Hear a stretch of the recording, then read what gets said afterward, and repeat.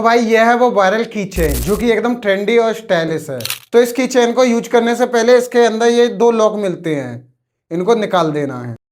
एक ऐसे, एक ऐसे, और जैसे ही आप इसको प्रेस करोगे तो इसके अंदर रंग बिरंगी लाइट जलने लगेगी। तो भाई अब मैं आपको दिखाता हूँ लाइट ऑफ करके कि ये कीचेन अंधेरे में कैसी दिखती है। तो लाइट ऑफ कर दी है और भाई देख रहे हो अंधेरे में ये कितनी कूल लग रही है।